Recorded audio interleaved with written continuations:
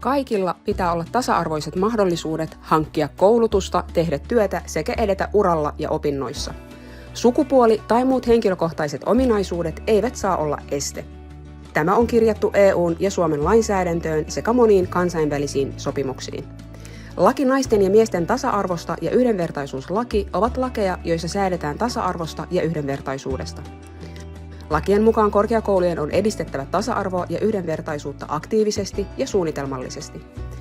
Korkeakoulujen pitää ehkäistä syrjintää henkilöstön keskuudessa, opetus-, tutkimus- ja kehitystoiminnassa sekä muussa toiminnassa. Tasa-arvon ja yhdenvertaisuuden huomioon ottaminen ja edistäminen vaikuttavat osaltaan myös korkeakoulujen arviointiin ja korkeakoululle myönnettävään tutkimusrahoitukseen.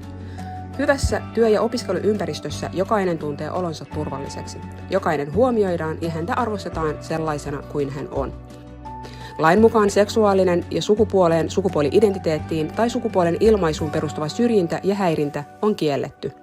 Korkeakoulujen täytyy ehkäistä häirintää ja puuttua siihen. Jos joku kokee häirintää, hän voi tehdä häirintäilmoituksen ja ottaa yhteyttä korkeakoulun häirintäyhdyshenkilöön. Ketään ei saa syrjiä myöskään iän, alkuperän, kansalaisuuden, kielen, uskonnon, vakaumuksen, mielipiteen, poliittisen toiminnan, ammattiyhdistystoiminnan, perhesuhteiden, terveydentilan, vammaisuuden, seksuaalisen suuntautumisen tai muun henkilöön liittyvän syyn perusteella.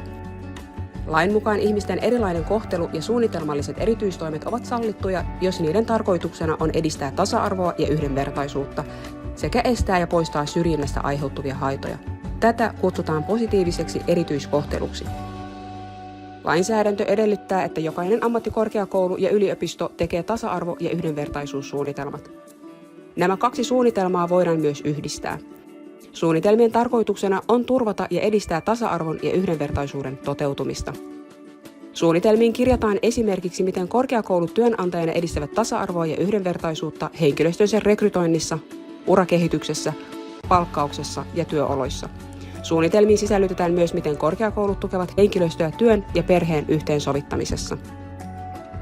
Korkeakoulujen pitää huolehtia myös opiskelijoiden tasa-arvosta ja yhdenvertaisuudesta.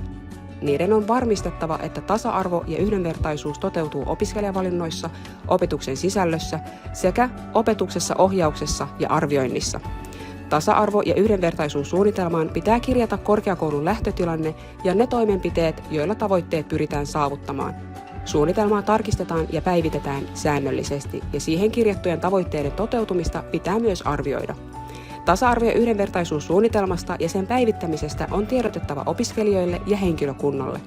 Suunnitelman pitää olla julkinen asiakirja, johon korkeakoulujen henkilöstöllä, opiskelijoilla ja sidosryhmillä on mahdollisuus tutustua. Tiedätkö, mistä oman korkeakoulusi tasa-arvo- ja yhdenvertaisuussuunnitelma löytyy?